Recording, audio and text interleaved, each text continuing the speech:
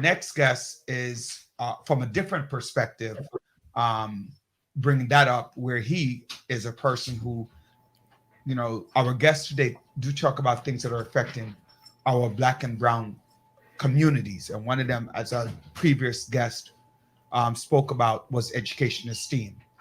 I want to bring on Pastor Gilford Monrose, very good friend of mine, you know, and want to talk to him about a few things, what's going on. So, Pastor Monrose, welcome to the village. Yes, sir. Hey, good evening. I'm glad to be in the village.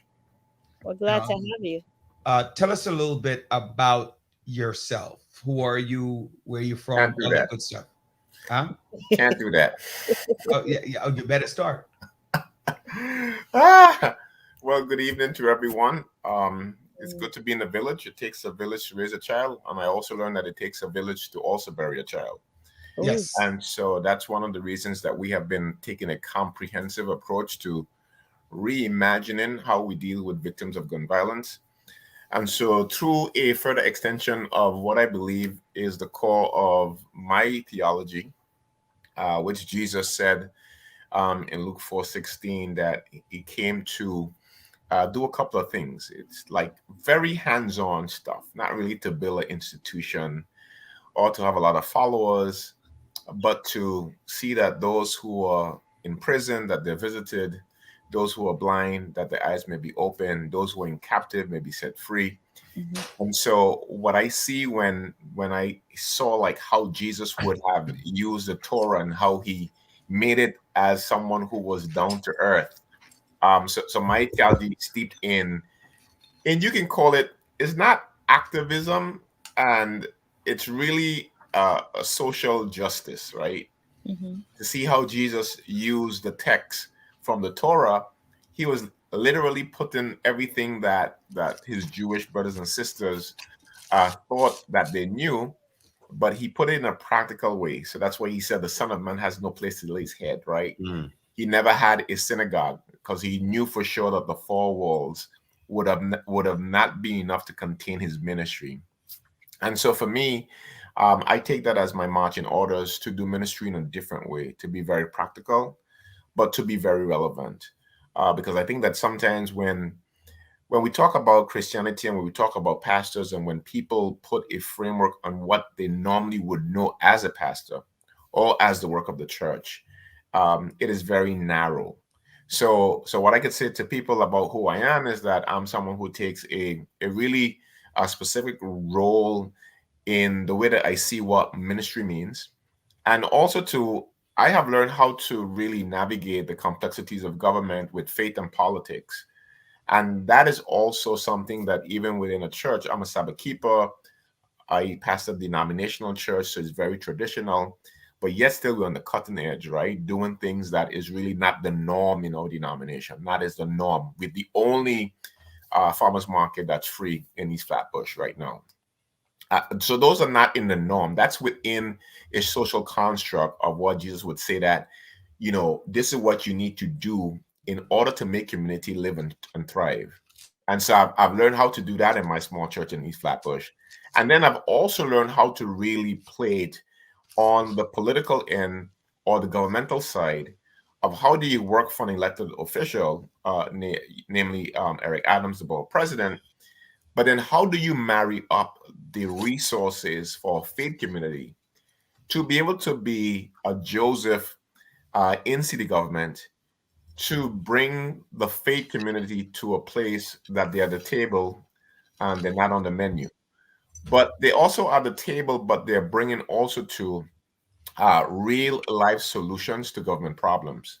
That is why I just came out of a press conference with 50 mothers who lost their children to gun violence. And over again, we have been saying that there needs to be a specific way of how we deal with gun violence in our community.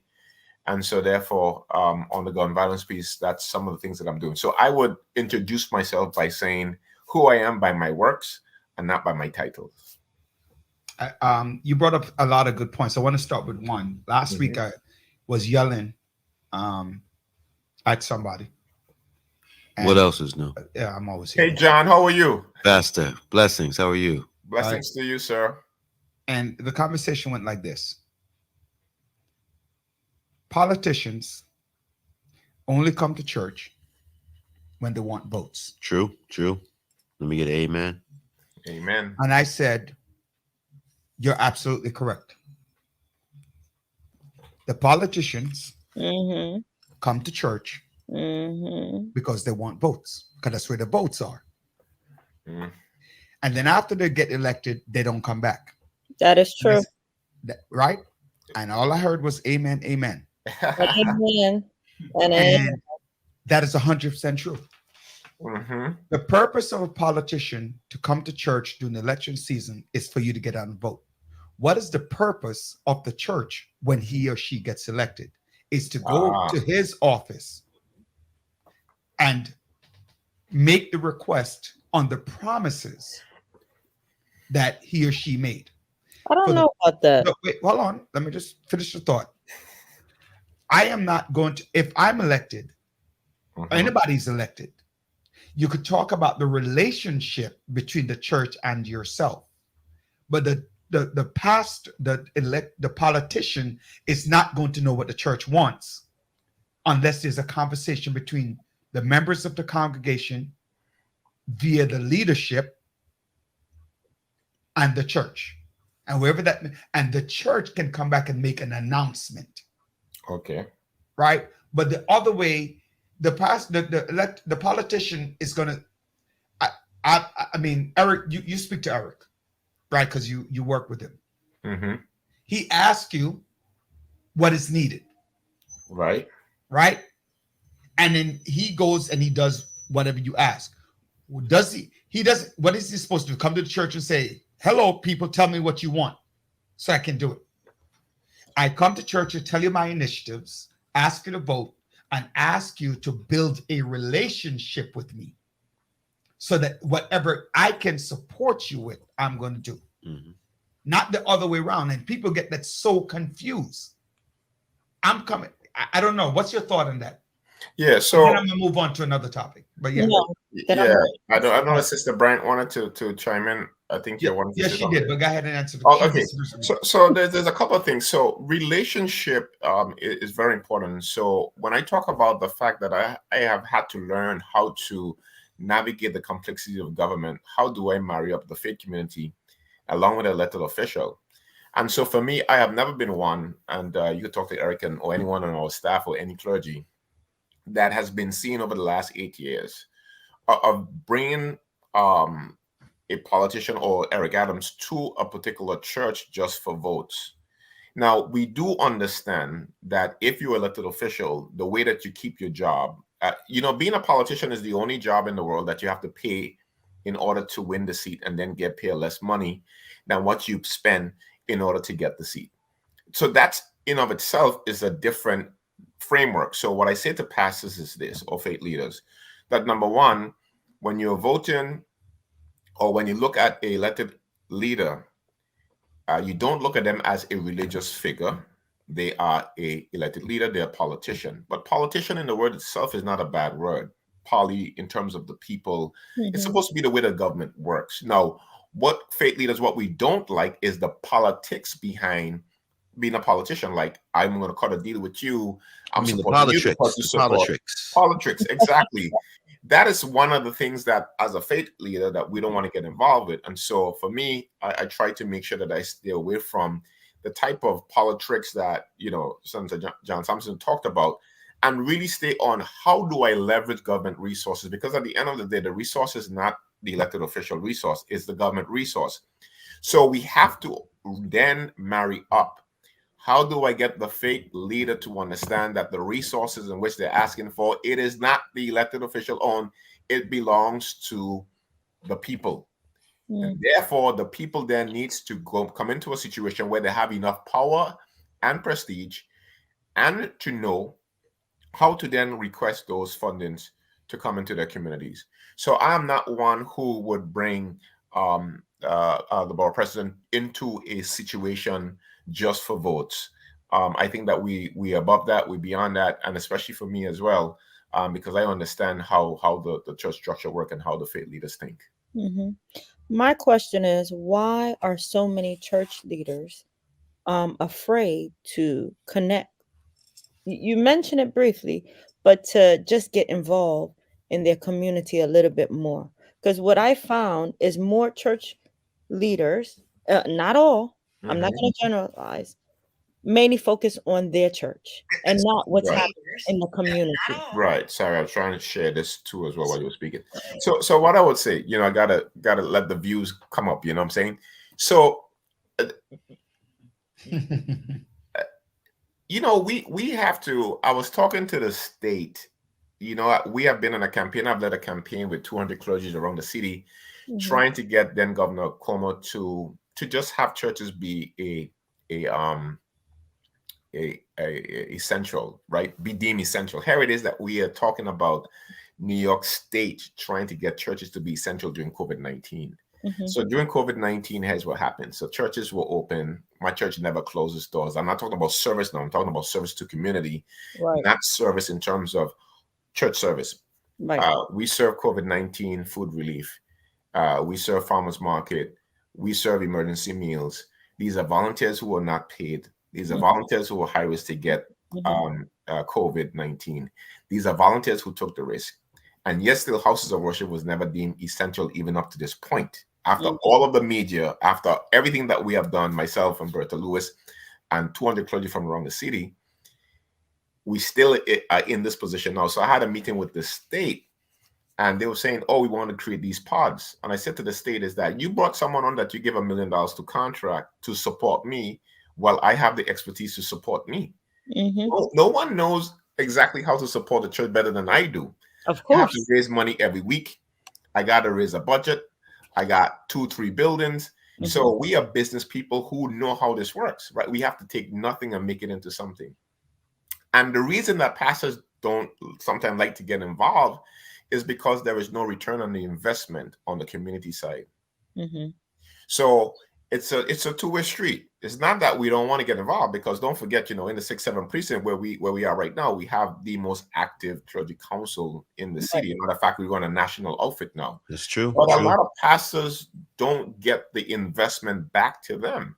So I would say, yes, you're right on the surface, but at Mhm. the same time, there are a lot of us out here hustling and grinding and still don't get the support and love that we need from our elected officials, who are Democrat, I might add, and who normally that we have prayed for, and who normally would have been in our church, and who normally would have grew up with us to some sense in the movement, and yet still we're still not at the place that we need to be. That's why when former President Trump made that comment, when you look at what all the upheaval is, it's in districts that are represented by Democrats, by minorities. But I wanted to go back to Joanne because she did have a question. So, Joanne, you still have that question, or you answered it?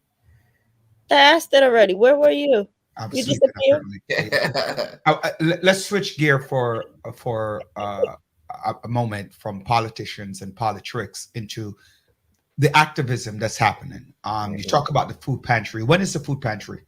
Because I Food know, pantries by the way, every- ladies and gentlemen, I'm giving a free plug because I use that food pantry. I Yeah, have food no shame in pantries my game. there's a difference between our food pantry and our farmers market. Our farmers market is on Saturdays at 5 o'clock. Every Saturday runs about 6 months when the season is. What we get is that food that is not sold from the farmers market in Brooklyn comes to us on a Saturday, and we then distribute it to our community in East Flatbush. It's So free. tell our audience what you put out there, because I love to come and get my food. But Man, where listen, is I have located? no shame. I have no yeah, shame. yeah. No So shame.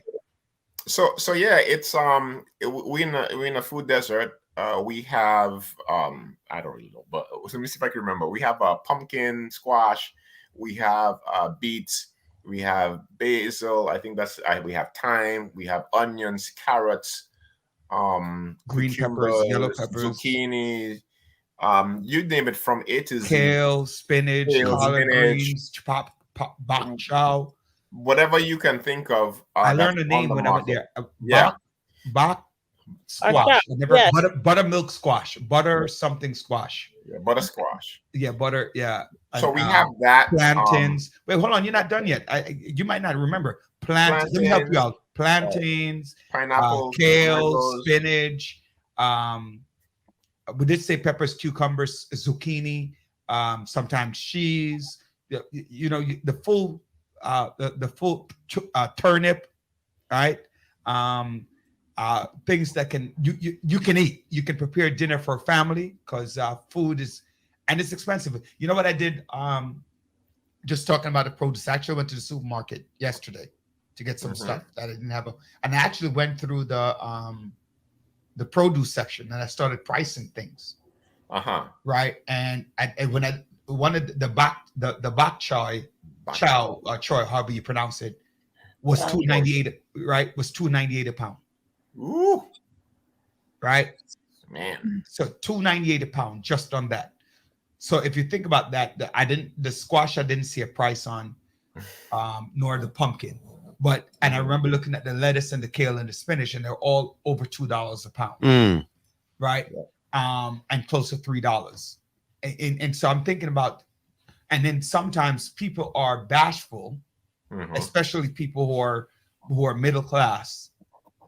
Like sometimes they think they're too good to get the food, right? And they think, oh, if I go on to get the produce, it's about poor people. And I like to tell people, a penny saved is a penny earned. If you save a penny, you earned a penny, right? Instead of going to the supermarket and spend $50. Do you also have a food pantry? I heard you said. Yeah, we do have a food pantry. We have food pantry every second Sunday from 10 to 12 noon. And I used to run every Thursday, but we took a short break within the next couple of weeks, every Thursday from about 3 o'clock, which was like really unorganized. But we're doing our fair share here in East Flatbush for sure. So where can people go? It's on East 37th Street between Church and Linden Boulevard. It's in the middle of the block. It's in the middle of the block. There's no parking. Listen, the best things are places where you can't find park. I can tell you that right now. Those are the best places. All of your favorite restaurants and spots don't have parking spaces. Yeah, pull up and pull out. Pull up and pull out. Don't stay. Don't tarry. But we are open to community to serve, and we're here to serve. Mount Sinai, 7th day. Let me see if I could comment on this thing while could I comment? Yes, you can. Where is it? So let's go back. So let's go back to, I don't know which. Let's talk about BCQL. Do you want to talk about it for a minute? I mean, I could talk about whatever you want to talk about. So BCQL is Brooklyn Center for Quality Life. This is one of my it's our faith-based arm of our church. So normally the way that you do it again is that you don't want to receive government funding through your church itself. Like, I don't want the government to write me a check to not at all. Yeah, you're right. Of God 7 day. I don't want that to happen. I want you to write a check to the Brooklyn Center for Quality Life, and this is where we do our programming. So if we need to get a building, if we need to do a construction deal, if we need to get capital money from the state or from the city, discretionary funding, city government contracts, all of that goes through our center. And the center main goal is to work on immigration reform, health disparities, and really work on poverty issues in East Flatbush. So that's the Brooklyn Center for Quality Life, which receive technical assistance from our church, is the faith-based arm of our church. I recommend that every faith leader do set up a separate 501c3 in order to receive government funding so that your church is clear from all of the craziness that's happening in government and in politics. So that's one way that we set up our faith community so that we can receive federal funding. I get city council money. You get different types of money to do the type of work that you need to do. What are some of the initiatives that you're working on with BCQL now? So right now, we're very, very happy and pleased to announce for the first time that we're doing a single parents university. We're doing a single parents university because, like I said, dealing with gun violence in New York City for me is very stressful. It's very traumatizing. And when I talk about dealing with gun violence, it's not just what you think it is.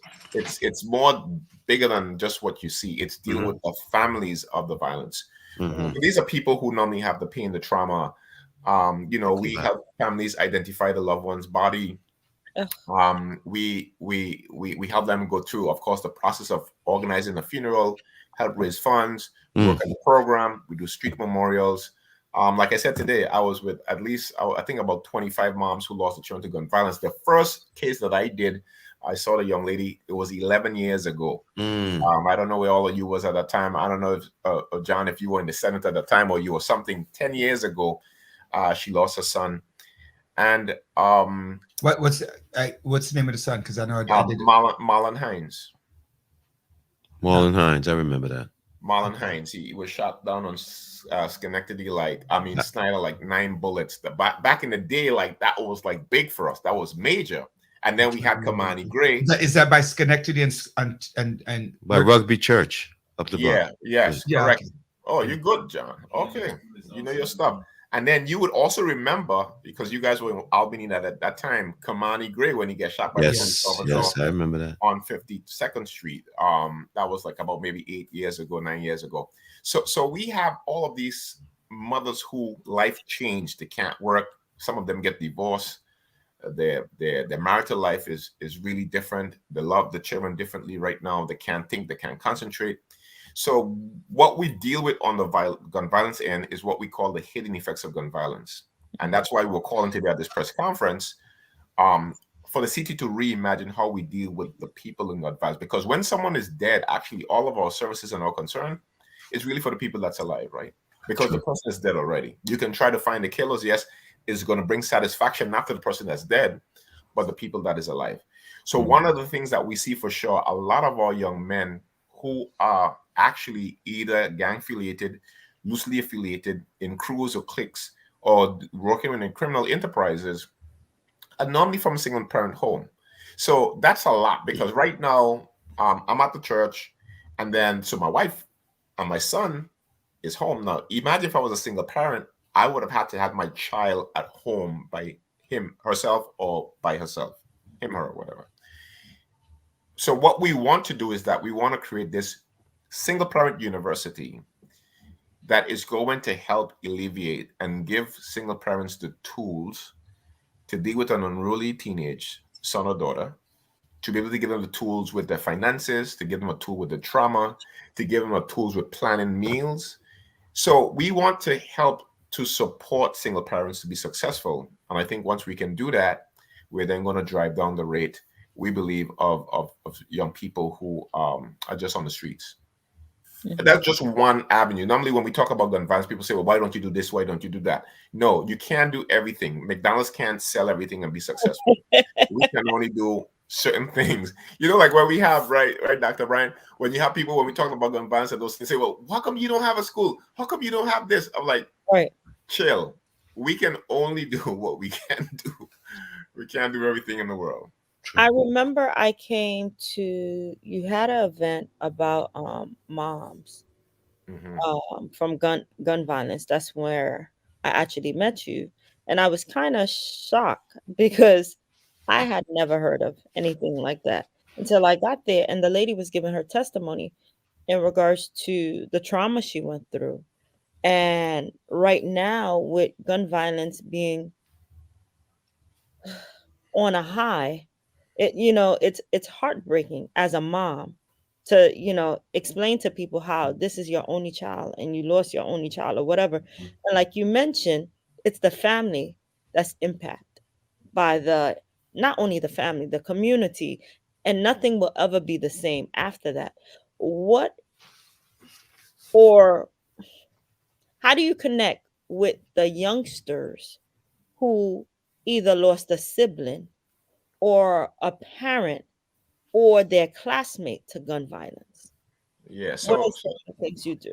Yeah. So now you get into the real, like, nuts and bolts of the violence that we don't hear about, we don't talk about. And unfortunately, it took me 11 years to get to this point of being an expert in pain and suffering. And so sometimes I tell parents that I'm like so sorry that I have to be an expert in the pain. I went to Kings County one time and a young lady saw me and she said, "Oh shucks, there's Pastor Monrose." She was like, "I know something bad happened."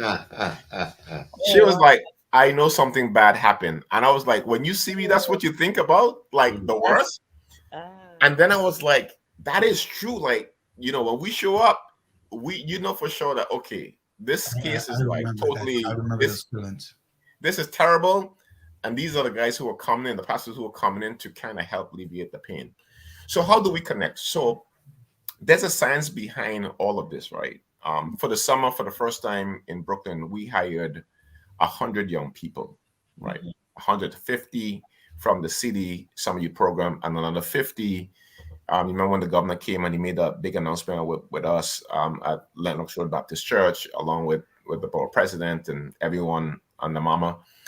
So he announced that he's going to have a state of emergency, and gun violence would be a state of, is this a state of emergency? Yeah, state of emergency for gun violence. So when you do that, Senator, I understood that you don't have to go to the normal procurement channels now. You can bypass the Senate or the Assembly, and you can really Executive order. Thank you. That's what it is. An executive order. You can bypass all the norms, so you can give us a contract without having to go through a progress. What you call you call it a true like you. I don't You have have to go through the normal process, Yeah, through the normal process. And so we said, listen, we can do some work in Brooklyn. If you queue up some money for us, we can really hire young people. So we hired another 50. So we had 100 people, 100 young people working for us this summer. First for us, right? Excellent. Not only did we hire 100 young people, we went ahead and we had our Flatbush Leadership Academy, which we had 25 young people, female and also male. But what we noticed, and the reason that we started the Flatbush Leadership Academy after Kamani Gray had got killed, was that a lot of homes that we went into, we saw that the younger sibling would have been either, they could be gang involved, but they don't have to really be gang involved. They could be in on the fringes. But you try to definitely help that young person, because what will happen is that young person sometimes would be steered off to wanting to have revenge. Retaliation. And want to have retaliation. So what we do is that we recruit those young people into our leadership academy. So all of the young people that we have in our leadership academy, they're all recruited. And I say the word again, they're all recruited. They're recruited to be part of our leadership academy, where they get a stipend for just coming to the academy. And we are then able to place them into particular jobs. We give them resumes, basic things, but again, these are people and young people who are specifically targeted from communities that we meet them in their living room, and then we recruit them, or at funerals. We do most of our recruiting at funerals. And that's another thing too as well, that people don't realize the amount of work that we do at funerals. Funerals are a special place for us. That's where we do the most of our work. I like that. Let me because we just have a couple of minutes left. I want to make sure that that people are able to reach out to you to have some who have questions. And you mentioned that the BCQL, if you just go over some of that a little bit, and then just like a brief rundown, and then give a contact immediately, because we don't want to run out of time and the contact is not given out. Okay, if you are up at this hour of the night, you don't have Twitter, Instagram, LinkedIn, or Facebook, don't contact me, right? You don't call me. If you're up there at this night, or you on this platform, catch me on social media at Pastor Monrose, and that will give you everything. My LinkedIn, Linktree, Instagram, Facebook, Twitter. It's all of the same name, Pastor Monrose. There's only one Pastor Monrose that we know so far, and it's me. Pastor Monrose, Monrse. There is no other Pastor Monrose. You won't get conflicted. It's not Pastor Charles, that we have 20 Pastor Charles or Pastor Jacobs or Pastor James. Pastor Monrose. Yep, that's right. So I have like three things. I have the Brooklyn Center for Quality Life, and they all work together. Of course, I'm at Borough Hall, which those days are winding down in terms of just the administration standpoint of it. And then, of course, don't worry, Eric is going to take you to City Hall. Don't worry about that. One thing that I learned as well is that I never going to count anything, and I'm never going to say that someone is going to do something until it is done. Okay. And Eric Adams don't owe me anything to take me any place if you don't need to take me, or if you don't want to take me. So I'm telling you that from now. From my lips, say that again. Never count in advance. I am secure in myself. Amen. And so I know that again. All right, if you give me God an is- answer like Joanne. Never mind. Amen. if God is Amen. gonna lead me to it, He's gonna take me through it. So I'm just gonna Amen. follow what He Okay, said. okay, Dr. Okay. Brian Jr. So, and then the 6-7 Precinct Clergy That's why she's Council. doing amen. I'm talking her language. What you Yeah, I talking know. That's why about? she's saying amen. We don't get too many amens from Dr. Brian. I'm speaking truth to power, brother. You know, Because again, don't forget though that being a faith leader working for an elected official, you have to really have a level of integrity. Amen. absolutely. So that Absolutely. no matter if someone is speaking about you in front of you or behind of you, your integrity speaks for yourself. That is true. So like I tell you, like I don't have to tell you what my titles are. You just go on the street and ask about me, and we will tell you how to chop it up. You want to see me? You want to talk about me? Like I tell everybody, you meet me on the corner, Church Avenue, Utica, meet me at Eastern Parkway, and we can talk and we can see how many people passing by know you, how many people know me, how we do it on the street. Yeah. And that's to show you our work. And then the 6-7 Precinct Clergy Council, I think that we celebrated our 10th year anniversary or 11th year a few months ago. And Corey Piggies was like, yeah, I was back here when I was the CEO and I pulled the passage together. I'm in his book and he's making all these things. Like, don't call my name when you have your cigar in your mouth, right? On Facebook. But he's doing his thing. And for true, he said, right, we are the largest clergy council in New York City. And that because of hard work and dedication of all our pastors. What we did is we took the biggest churches and the smallest churches, and we said that everybody got to work together. That's why in our council that we are so powerful in the sense that we have people who consider to be like big pastors. You have the Bishop Gons, the Hugh Nelsons, the Cockfields, the Finladers, the Galbrechts, the Strakers. You can list down and all of the top female pastors in the Kush, Pastor Terry Lee. You can come down in the 6-7 if you are anyone who is doing any work as a pastor in the 6-7. You're part of the God Squad, and you are honored to be part of the God Squad because what we did is we take the biggest churches and we collaborate them with the smaller churches. We create an avenue of change in Central Brooklyn. That's why it's always my delight to serve as a pastor of our church, Mount Zion Church, right here in the 6-7 and right here in Central Brooklyn. So all of the things that I do is out of my faith, right? So I would have never been a good faith director to Eric Adams if I was not a committed pastor to our local church. Amen. I would have never been a committed person to a young man and a young woman if I was not committed at home. Amen.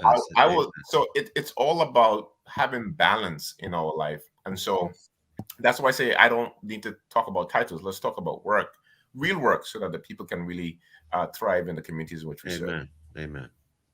Absolutely. If I knew that you were going to be this good, I would have told you to come on a little bit earlier.